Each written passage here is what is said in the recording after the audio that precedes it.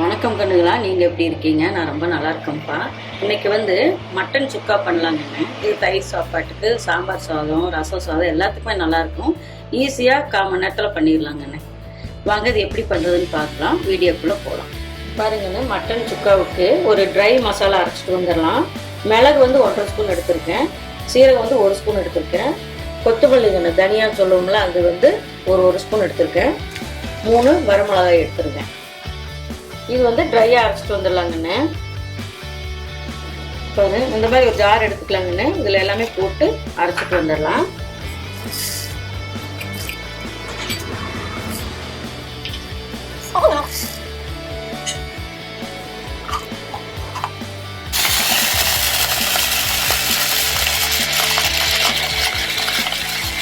பாருங்கண்ணே, அரைச்சாச்சு.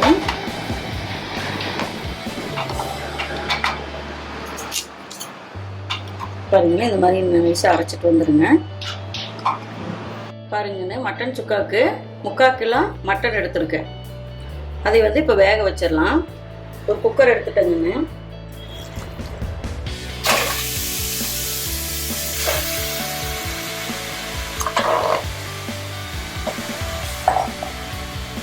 தண்ணி ஊற்றிக்கலாம்.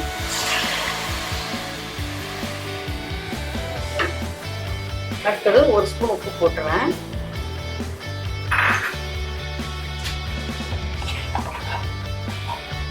மஞ்சத்தூள் ஒரு 1/2 ஸ்பூன் போடுறேன். இப்போ ட்ரையாக அரைச்சி வச்சதில்ல, அந்த மசாலா உள்ள போட்டுக்கலாம்.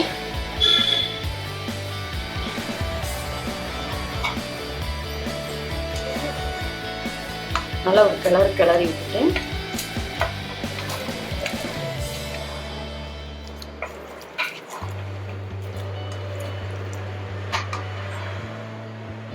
இப்போ குக்கர் மூடி போட்டுடலாங்க.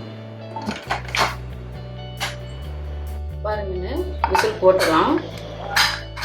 ஒரு 6 விசில் வரட்டுங்கண்ணே. பாருங்க, விசில் போயிடுச்சு.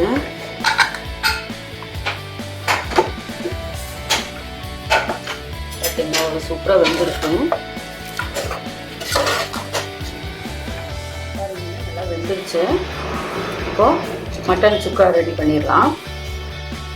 பாருங்கன்னு ஒரு கடாய் வச்சுட்டேன். அதுக்கு 2 ஸ்பூன் எண்ணெய் ஊற்றிக்கலாம். பாருங்கன்னு எண்ணெய் காஞ்சிருச்சு. இப்போ சின்ன வெங்காயம் ஒரு 100 கிராம் அரிஞ்சு வச்சுருக்கேங்கன்னு. சின்ன வெங்காயம் தான் நல்லா டேஸ்ட்டாக இருக்கும். சின்ன வெங்காயம் அது கூட ஒரு 10 மிளகாய் கீறி வச்சுருக்கீங்க. வேணும் ஒன்று வேணாலும் போட்டுக்கோங்க. நான் 1 தான் போடுறேன். அது கூட கருவேப்பிலை எல்லாம் போட்டு வணங்கிட்டோம். பாருங்கன்னா, இஞ்சி பூண்டு பேஸ்ட்டு 1 ஸ்பூன் போடுறேன். நல்லா வணங்கிடுச்சு. இப்போ எடுத்து வச்சுருக்க மிளகுன்னு ஊற்றிடலாம்.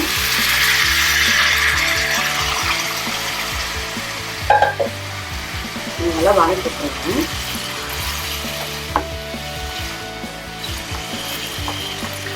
கால் மணி நேரத்தில் ரெடியாகிடுங்க. ரொம்ப நல்லாயிருக்கும். பாருங்க, கொஞ்சம் சாப்பாட்டுக்கு பசங்க சாப்பிட்ற மாதிரி பண்ணியிருக்கேன் நான். நீங்கள் இன்னும் ட்ரையாக வேணுன்னா இன்னொரு 5 நிமிஷம் விட்டிங்கன்னா நல்லா ட்ரை ஆகிடும். பாருங்க, இப்போ எண்ணெயில் கட்டி வந்துடுச்சு. நம்ம இப்போ கொத்தமல்லி தழையை தூவி இறக்கிடலாம்.